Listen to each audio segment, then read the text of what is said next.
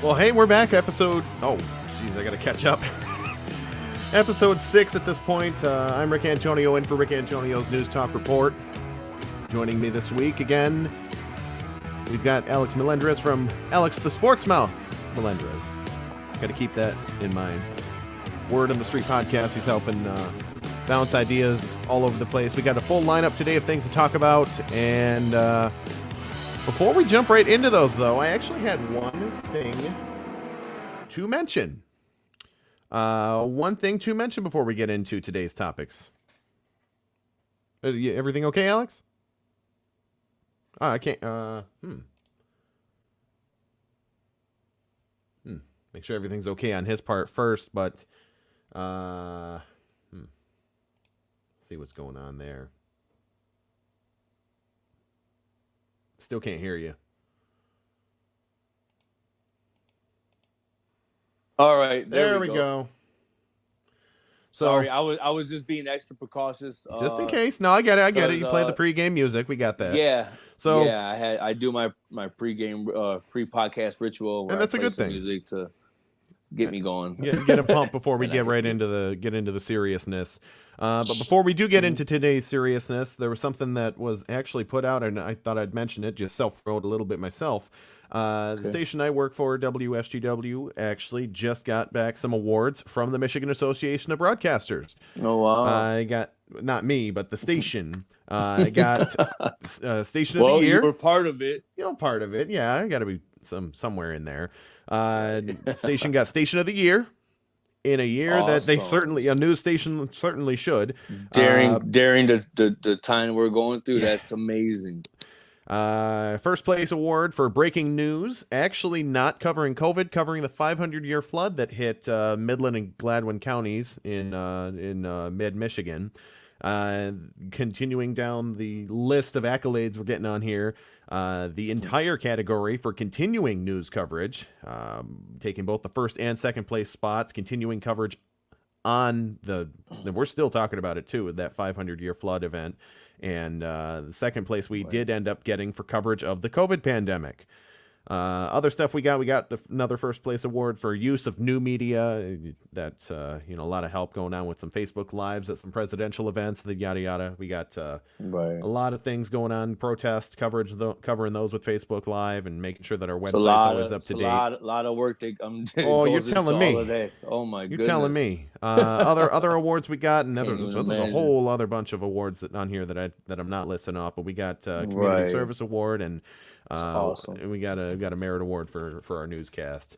So enough about me. Let's jump right into what the heck we were going to talk about, the stuff we scheduled to talk about over the last week. And actually, it happened earlier this week. There was another mass shooting. It was Boulder, Colorado, and it happened March 22nd. Not going to go into the details of that mass shooting at the King Supermarket in Boulder, Colorado. 10 were killed, including a local on-duty police officer. Again, prayers up for them. But there was an update on the actual shooter. More charges are being filed against with the attempted first-degree murder. They'll be filed in the very near future against the gunman who shot the people, according to Boulder County District Attorney Michael Dougherty. This from the Denver Post. I always like to cite my sources, but this is directly from the Denver Post, so it's out that way. Dougherty said that the suspect, 21-year-old Ahmad Al-Aliwi Alisa of Arvada. Arvada County, Arvada City. I'm not familiar with the Colorado areas, but he had a 9mm handgun in addition to Ruger AR-556 pistol, according to police, that he used in the attack this past Monday. It's not believed that the handgun was used during the shooting, though. So I know it's a touchy subject for a lot of people, and I know it's something that a lot of people. Well, you know what? I actually looked up. I just wanted to find like the nearest. I was having a problem pulling up the site. Like it was kept asking me to subscribe to the newsletter. Yeah. So, anyways, I typed in Colorado, and that's once I That's typed in the like only thing that 5 comes up right letters, now. it came right up. So shooting. So I the first story I clicked on was CNN, and this is updated 1:14 today. Mm-hmm. Or March 20. Yeah, March 26th today, 1:14 p.m. Boulder shooting suspect passed background check, gun shop owner says. And it goes into detail once. And I know we're that's not a going to stay long on very this, but controversial topic. it The goes whole into background what he checks. purchased, a Ruger. That might have been what you read.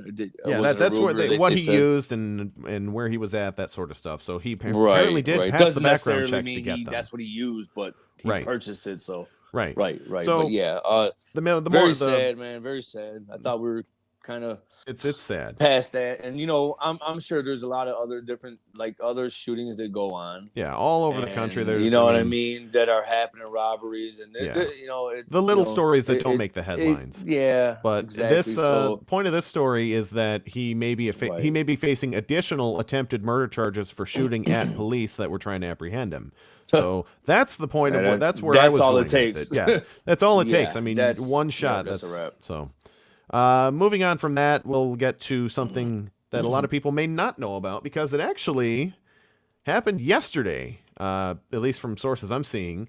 According to, is this CNBC? Yeah, CNBC. The Suez Canal blockage. There's a giant freighter ship. Freighter ships are supposed to go through these canals, in one or two directions. Right. He just turned completely sideways. Wow. And if I could pull the picture up, I would. But CNBC saying that this blockage. Wow. Yeah, I'm looking at it. You're looking at it now. Yeah. So and I'm looking at it right now, and it's irrelevant. It's irrelevant to what we're going to. But I just seen a picture of John Wayne Gacy next to it. But okay, well, you can see where they're promoting the documentary. Okay. Yeah, there's documentaries coming out for actually several serial killers. We can talk on that some other time. But this the Suez Canal.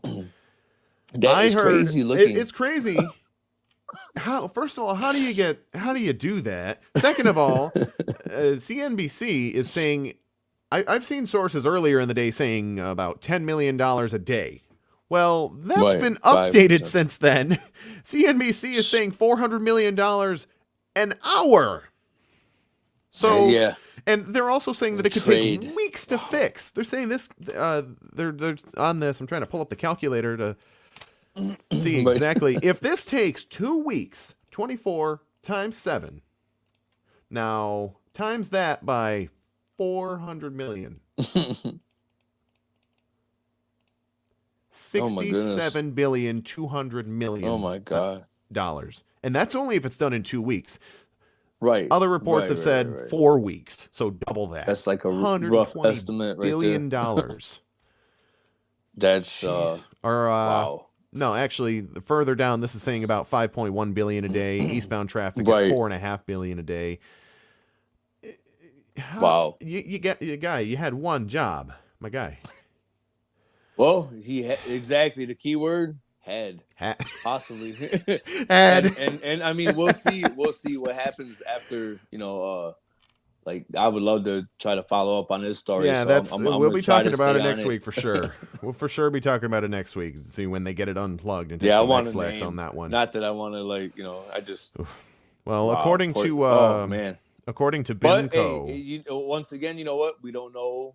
We don't know what he was doing. Hey, it might have been that easy to where he could have just fell asleep. Who knows? I don't want to say he had a couple beers or nothing, a couple Steve Weisers or whatever. But I'm under the impression that he may have done it on purpose because I saw some pictures floating around on Twitter, and you can trust everything that you see on Twitter. Oh yeah. That apparently further down in the ocean, I don't know if that's the Indian Ocean there or the Pacific, wherever the borders cross at that point.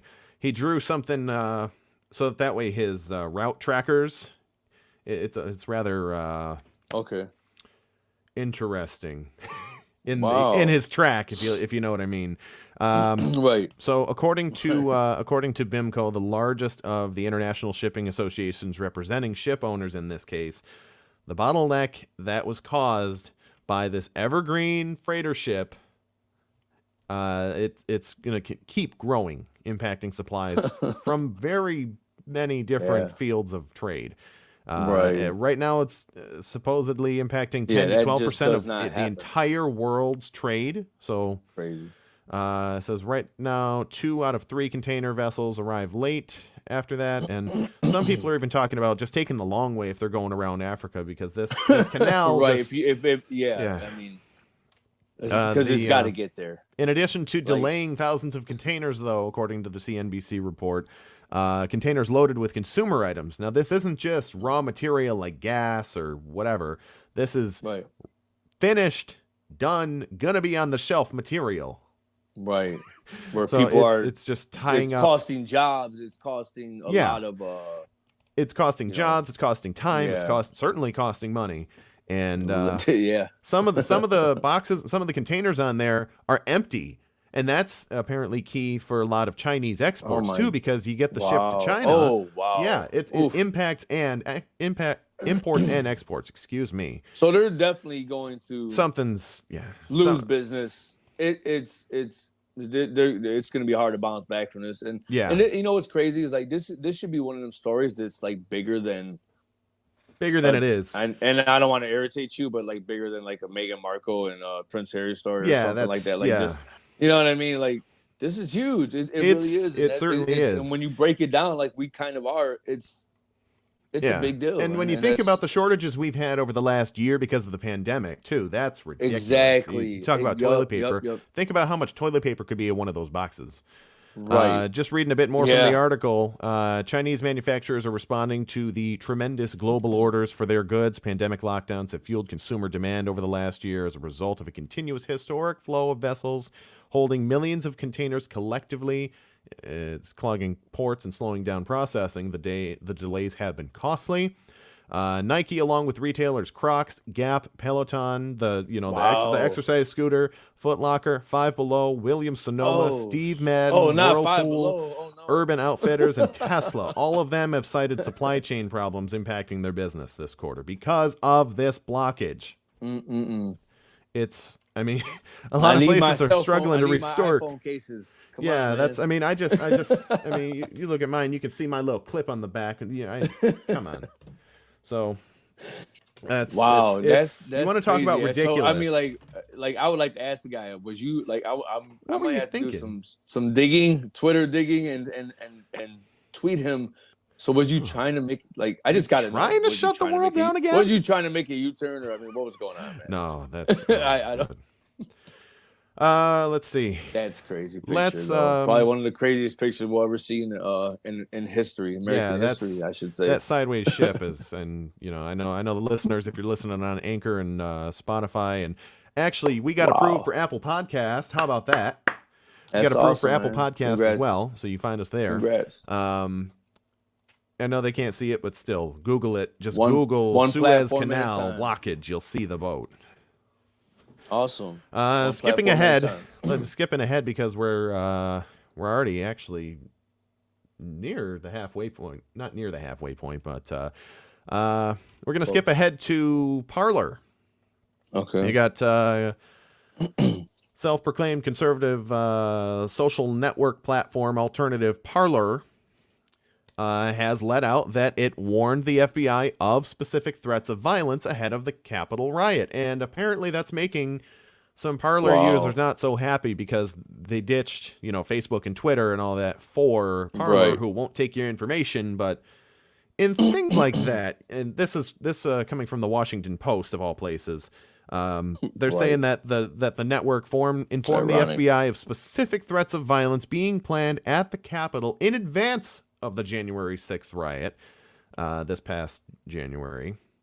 The company asserted in a letter to lawmakers this week, deepening questions about why the FBI didn't have more backup. So now you get people... More than 50 times it says. More than 50 times. They let the FBI know. And oh my gosh. When you get on there and you're warned 50 times... It's just okay. Now, what's going on with the government? Because people were saying that Parler was one of the reasons that caused the violence, caused this, that, and the other. I'm not going to put my 2 cents in on that. Yeah, I mean, it's obviously a domino effect, man. I mean, it's a domino effect. It stirred up, starting from who from the top. I mean, he created this. He had a lot of this is a completely different. This is from the FBI in this case, though. So I wouldn't even say that he's up to that. So, in a lengthy letter to Representative from New York, Carolyn Maloney, chair of the House Committee on Oversight and Reform, and again, this from the Washington Post, lawyers for Parler wrote that the company referred violent content from its platform to the FBI more than 50 times, like you were saying. Those referrals included specific threats to the U.S. Capitol. On December 24th, for example, Parler turned over to the FBI a post from a user who called for the congregation of an armed force of 150,000 people on the Virginia side of the Potomac River to, quote, react to congressional events of January 6th. Now, January 6th, that was, and I'm going to butcher what it actually was, that was the confirmation of the election results. Right. Ahead of the inauguration on the 20th, 21st.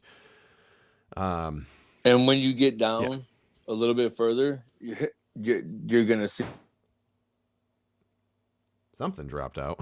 Sorry about that. You're gonna see the guy's name that I didn't want to mention because that's a whole different. We won't get into naming individuals in this case. We don't want to promote any of that. But Parler, it was launched by an investment from billionaire Republican mega donor Rebecca Mercer. And that's again quoted in the article. I don't know if she's a billionaire. I don't know how much she actually donated. It was pitched as a free speech alternative to tech giants like Twitter and Facebook. The FBI and other federal law enforcement agencies like the Capitol Police, they're still facing criticism for not acting more aggressively to the intelligence that seemed to indicate the possibility of violence on January 6th. Man. Yeah, it's all over the place. You got people on the site promoting things. You got people not reacting after they've got the information. It's all over the place as to whose fault all of that was. But the fact that it happened... Right. I mean, you're seeing all these videos of people with their feet up on their desk. You got stuff smeared on the walls. The guy that took the speaker's podium, it's like a high school going on over there. Oh, yeah. It's like a high school food fight. Or aside from, school, the people that died. That's kind of important. Yeah. That's crazy. Moving on, we've got... on a lighter note, I'm going to rearrange this actually. Get to the FDA authorizing its first artificial intelligence-powered armband for COVID-19 screening. This from Fierce Biotech. The FDA authorized machine learning-powered devices to help screen people for COVID-19. Tiger Tech Solutions wearable monitor can be strapped to the upper arm and uses light sensors to sense blood flow, similarly to many consumer electronics like fitness trackers. You got a Fitbit? You know what? I don't. You got an Apple Watch, or you got I don't. Yeah, something I don't like that. One of those. Nothing. And I've been thinking about getting one. Yeah, they're not bad. They help keep track of your steps, your heart rate, that sort of thing. And apparently, this new Tiger Tech Solutions can help see whether there's hypercoagulation, other signs linked to coronavirus infection, which is neat because then you don't got to worry about. You got to worry about spreading. You got to worry about getting an actual confirmed test. But the Fierce Biotech is saying that when combined with temperature checks, it could help spot people over the age of 5 years old, which is a really good estimate. Touching on the younger who aren't exactly approved for vaccines right now, over the age of 5, who are carrying the virus without showing any symptoms. It's not designed to take the place of a diagnosis test, but to provide a second line of screening for hospitals and elsewhere if the person is not displaying high fever. According to the FDA's Device Center Director Dr. Jeff Shurin, in an FDA statement, combining use of this new screening device that can indicate the presence of certain biomarkers with temperature checks could help identify individuals who may be infected with the virus, helping reduce the spread in a wide variety of public settings, including healthcare facilities, schools, workplaces, theme parks, yada, yada, yada, yada. Right. Now, if I'm not mistaken, wasn't the NBA working on a similar, not necessarily the NBA, but we're partnering with a similar concept because they had rings, or I thought there was in the playoffs last year talk of jewelry or rings or Oh something wow, to help I track didn't hear players, nothing at about least their that. That sounds temperatures. pretty interesting right there. Yeah. So, well, once you take the armband off and it tells you that you ain't got COVID and you have the COVID vaccine, make sure you not an Right. advertisement at all. Head on over to Right. Krispy Kreme to get your free donut. Right. Krispy Kreme is they're making vaccines a little sweeter with a free Right. donut Nice every day segue. for the rest of 2021. Actually, Krispy Kreme will be giving free donuts to anyone that provides their vaccination card. I don't know if it'd be in the drive-through or in person, but I'd assume the drive-through. Wow. I In tell you what, a I used to live around the corner from very very close by a Krispy Kreme. Yeah, I would go get my free donut or two, or just stop in, and they give you one regardless. yeah, I mean, if you Certain get ones, the me and right my daughter. cashier, it's still a nice place to Yeah, go. But yeah, I could eat like 10 of those. Krispy Kreme Chief Marketing Officer Dave Skina said to CNN actually that we all want to get COVID-19 behind us as fast as possible. We want to support everyone doing their part to make the country safe by getting Excuse vaccinated. me. And as soon as the vaccine's available to them, and we understand that getting the vaccine is a highly personal decision. Right. Those who decide to get the vaccine can still get a free. Those who decide not to get a COVID-19 vaccine can still get a free glazed donut and a medium coffee on Mondays from March 29th to May 24th. Just a way to make sure everyone gets a little bit of some. Right. Right. They're also offering its employees incentives to get the vaccine with 4 hours of paid time off to get the vaccine. You Oh, can wow. go during work hours to get it. I mean, you take the 4 hours, take a half day, that sort of thing. Right. That's awesome. And they'll also be. Well, they're taking care. Hey, It makes it real taking care sweet of to their me. employees. A lot of that is not going on right now. So, Yeah. So, in other news, we got Ford. Ford, according to Market Watch, they're going to be checking. They're going to be turning, 3D printer waste into production quality auto parts. So, have you seen 3D printed I like did casts? not know nothing about that yet. Yeah, there's you know about 3D printed masks or 3D printed all these neat. I know there was some hubbub about 3D printed guns being legal or not before, but that's a different story. Right.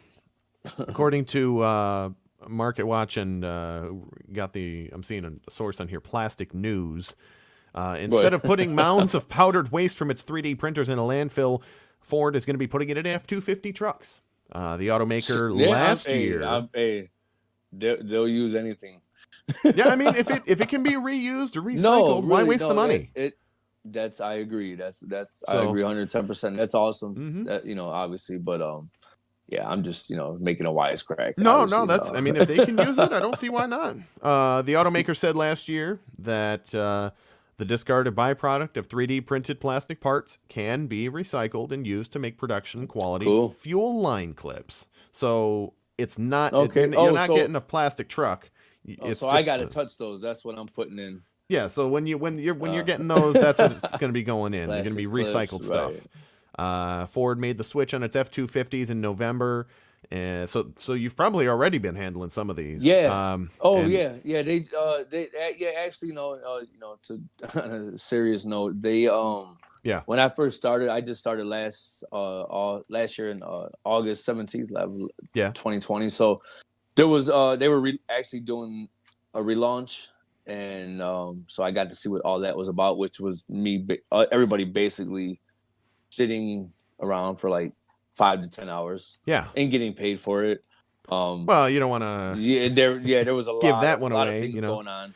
But they're saying that the recycled that's pretty clips, cool to know this now.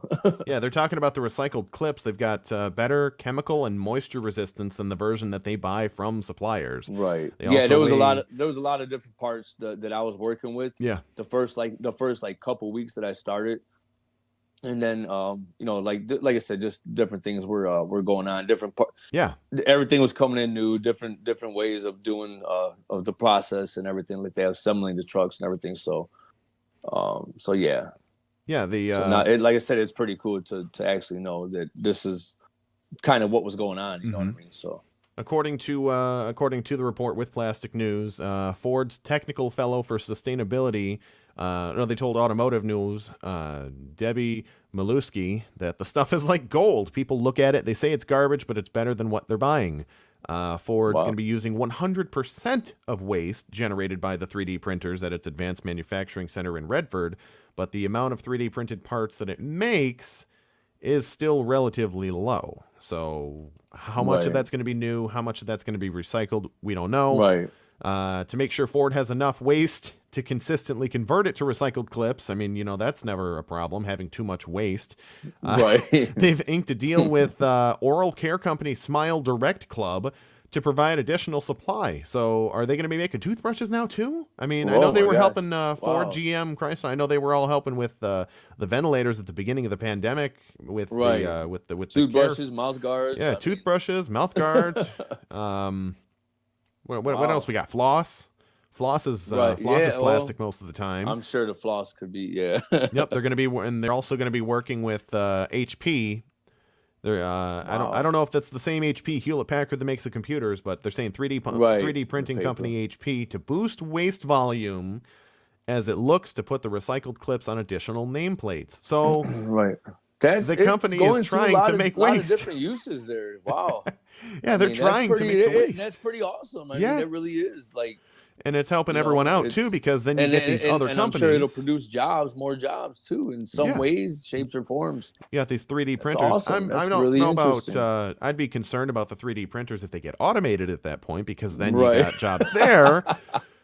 But then you got these companies who may be struggling with supply issues because of the Suez Canal. Right?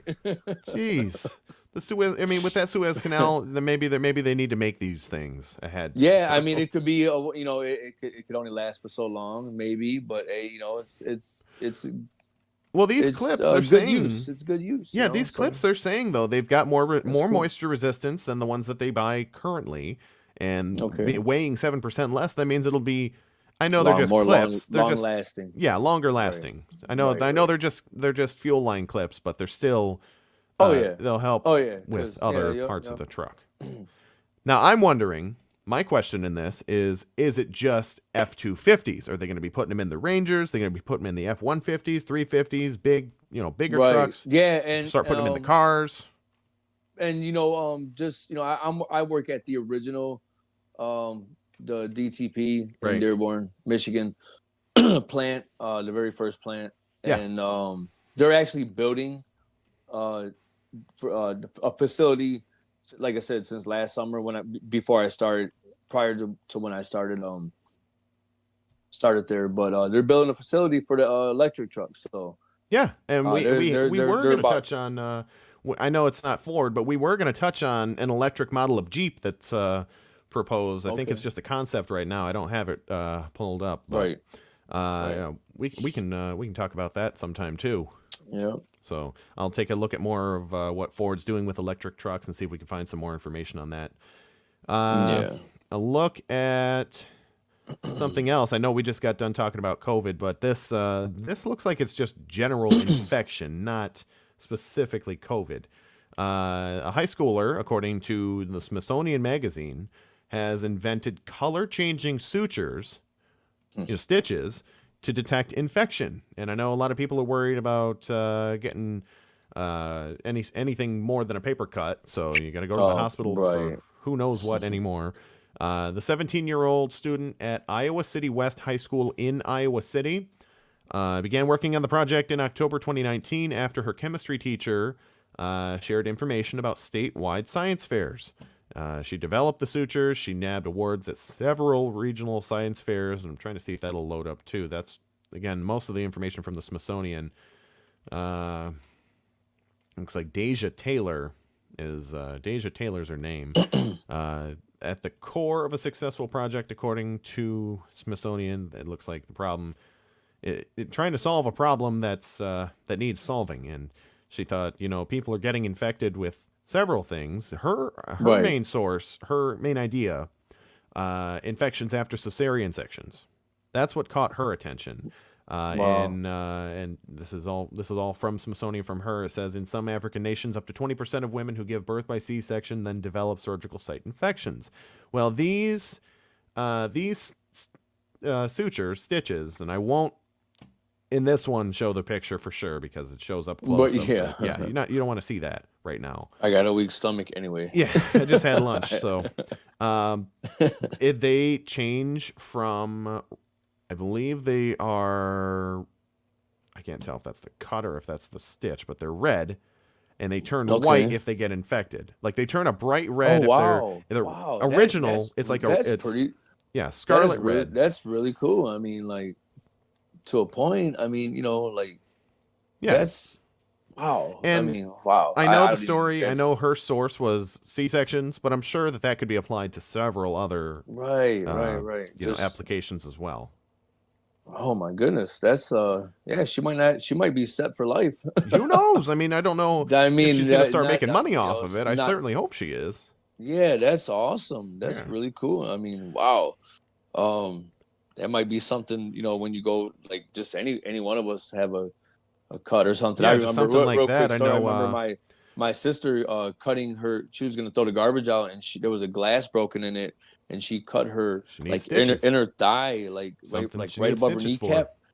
And my dad's friend, like, she was bleeding so bad, and my dad's friend took masking tape and did a butterfly stitching. So I don't know. Yeah, something like that you can do. Depending on to how go bad. from something like that to to where we're it's at just in the technology impressive world now, and that's amazing. It really is fascinating. A lot of the time, though, and I know it's not probably not very kosher anymore, but I've heard that you can actually use super glue, and that it was made during wartime as a quick then they used to help close up things. So, but, crazy.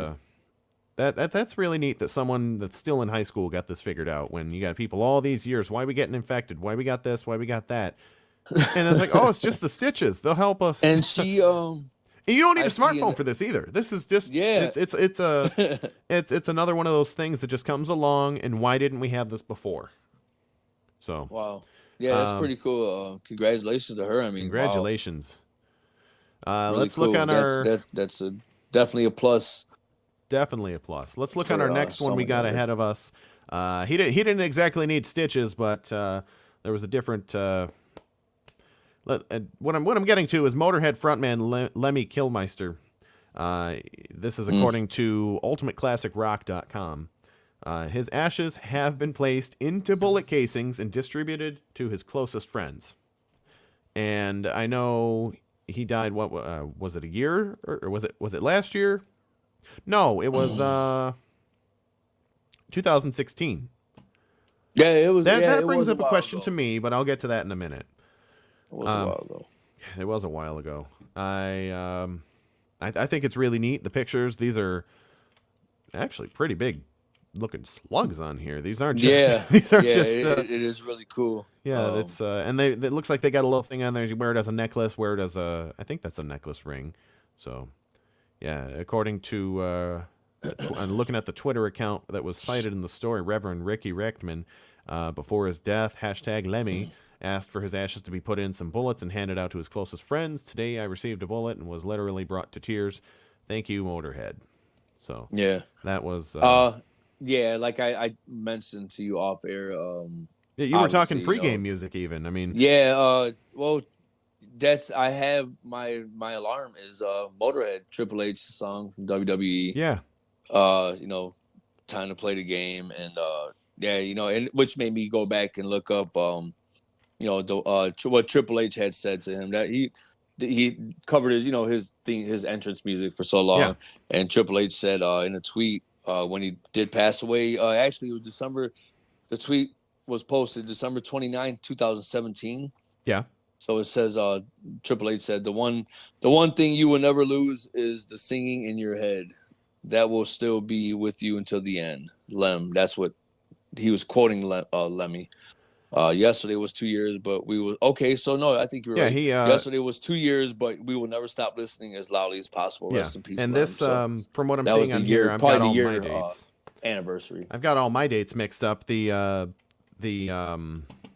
was a remembrance service that was January 9th. He didn't die on January 9th, 2016. He died, would have been December 28th, 2015. Oh, okay. Yeah, okay. it says there's another tweet on here from that shows you them paying homage every year, yearly. So that's he was definitely a special guy in their lives and had a so. And it looks like I mean, he was a legend. He was a music legend. Oh yeah. Let's just say it. Yeah. You got members of you got Judas Priest, Metallica, Guns N' Roses, Foo Fighters, just all these friends of his from different bands just showing up at this thing, and it's definitely he's one to remember. I'm sure he was somebody that they all looked up to at one point in their life and learned a lot from, and how to be how to be a rock star and be humble at the same time. So, and for I heard nothing but good stories for about anyone him, that's wondering, because pretty cool story. The story is just coming out now that they put it into bullets. He wasn't just chilling just in a morgue somewhere this whole time for 5, 6, well, at this point it'd be 7 years. So 6 years.